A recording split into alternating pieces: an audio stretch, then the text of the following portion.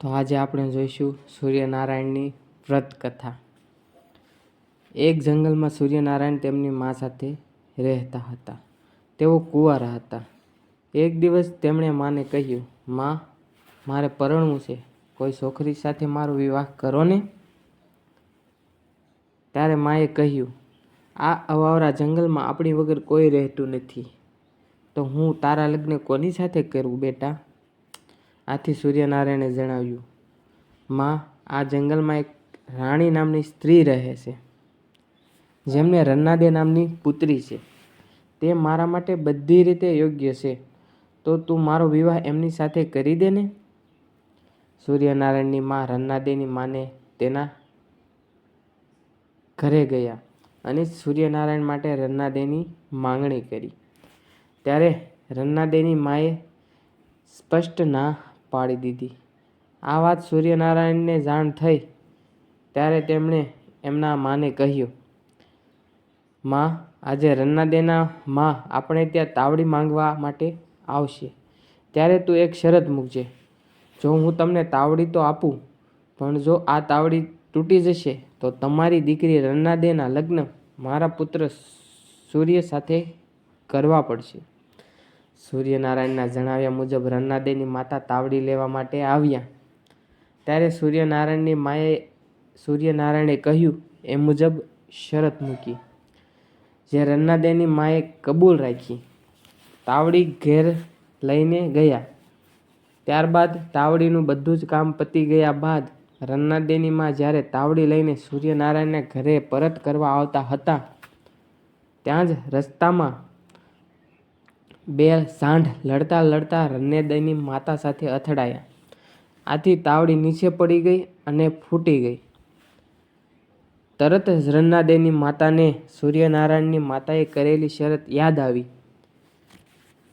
જેથી શરત મુજબ સૂર્યનારાયણ સાથે રન્નાદેના લગ્ન થયા. નિત્ય નિયમ મુજબ સૂર્યનારાયણ સવારથી ફરવા જાય અને તે રાત્રે પાછા ફરે. રન્નાદેને આખો દિવસ ભૂખ્યા રહેવું પડે. આ વાત રન્નાદેની માતાએ જાણી એટલે તેણે રન્નાદેને કહ્યું, "તારે તારા પતિને સવારે નીકળે ત્યારે સાકરનું પાણી પીવા માટે આપવું." બીજા દિવસે રન્નાદે સૂર્યનારાયણને સાકરનું પાણી આપવા લાગ્યા.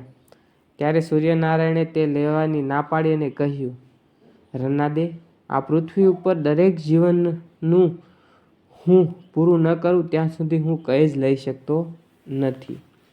બીજા દિવસે રન્નાદે સૂર્યનારાયણને સાકરનું પાણી આપવા લાગ્યા ત્યારે આ બધું સૂર્યનારાયણે કહ્યું. રન્નાદે વિચારમાં પડ્યા. તેમને થયું કે શું સૂર્યનારાયણ જે કહે છે તે સાચું છે? આ સાચું હોય તો મારે એમની પરીક્ષા કરવી પડશે. આમ વિચારીને તે ઊભા થયા અને એક કીડીને જમીન ઉપરથી ઉઠાવી અને એક ડાબલીમાં પૂરી દીધી અને એ ડાબલી પાણિયારામાં મૂકી દીધી. સાંજે જ્યારે સૂર્યનારાયણ ઘેર આવ્યા ત્યારે રન્નાદેને કહ્યું, "ચાલો આપણે જમી લઈએ." રન્નાદેએ કહ્યું, "તમે આખો દિવસ ફરીને બધા જીવોનું પૂરું કર્યું?" સૂર્યનારાયણે હા પાડી. રન્નાદેએ કહ્યું, "તમારી વાત સાવ ખોટી છે. હજુ પણ એક જીવ ભૂખ્યો રહેલ છે. જુઓ, હું તમને હમણાં જ બતાવું." આમ કહીને તેમણે પાણિયારામાં રહેલી દાબડી સૂર્યનારાયણ સમક્ષ લઈને આવ્યા.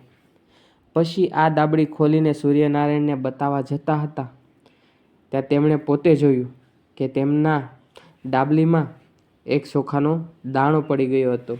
જે દાણો તેમને કપાળ પર તિલક કરેલ હતો તે કીડીને પૂરતી વખતે અંદર પડી ગયેલો અને જે કીડી ખાતી હતી.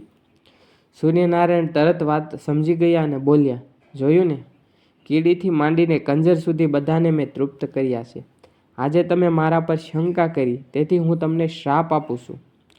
તમે રાંધો તોય ઓછું પડજો, ભૂખ્યા રહેવું પડશે." આમ કહીને તેઓ જમવા બેઠા. એક કોળિયો માતા માટે રાખ્યો અને બીજો કોળિયો રન્નાદે માટે રાખ્યો અને બાકી બધું રાંધેલું સૂર્યનારાયણ પોતે ખાઈ ગયા.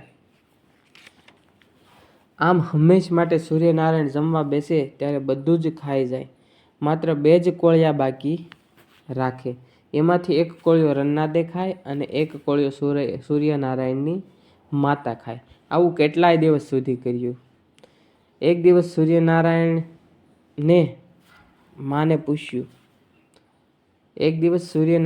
માને પૂછ્યું, માં, તમારું શરીર કેમ સુકાતું જાય છે? માએ કહ્યું, દીકરા, એક કોળિયો હું ખાઉં છું અને એક કોળિયો વહુ ખાય છે, આથી શરીર ઉતરતું જ જાય ને. આ વાત સાંભળી સૂર્યનારાયણ બોલ્યા, તો પછી તમે બંને મારું વ્રત કેમ નથી કરતા? મારું વ્રત 6 મહિના કરવાનું હોય છે. તે વખતે 1.25 શેર ઘઉંનો લોટ, શેર ઘી અને ગોળ લેવા, તેના લાડુ કરવા. એ લાડુ મને ધરાવજો. તેમાંથી એક લાડુ રમતા બાળકને, બીજો ગાયના ગોવાળને અને ત્રીજો લાડુ માળીને આપવો. ત્યારબાદ બ્રાહ્મણ અને અતિથિને જમાડીને પોતે ચોથો લાડુ ખાવો. આ રીતે મારું વ્રત કરવું. આ વ્રત કરવાથી દુઃખ દારિદ્ર્યનો નાશ થાય છે, બળ, બુદ્ધિ અને ધન વધે છે, આયુષ્ય વધે છે, વાંજિયાના ઘરે પારણું બંધાય છે. આ બધું જાણ્યા પછી સૂર્યનારાયણની માએ રન્નાદેએ સૂર્યનારાયણનું વ્રત શરૂ કર્યું. એમનું ઉજવણું પણ કર્યું.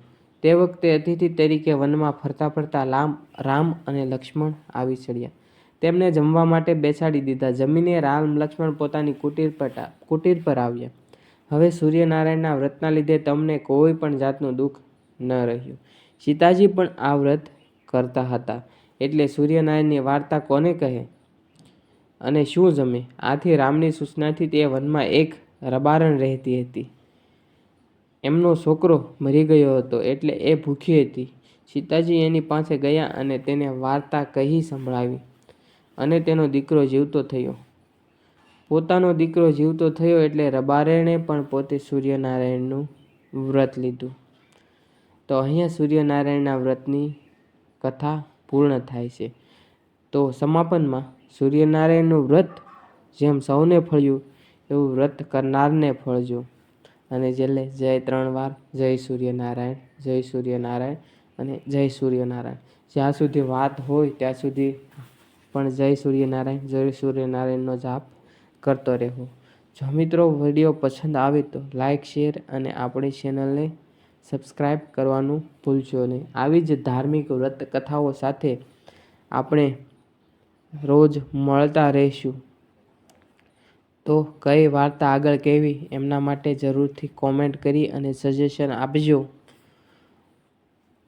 વિડીયો જોવા બદલ આભાર બધાનો. ધન્યવાદ.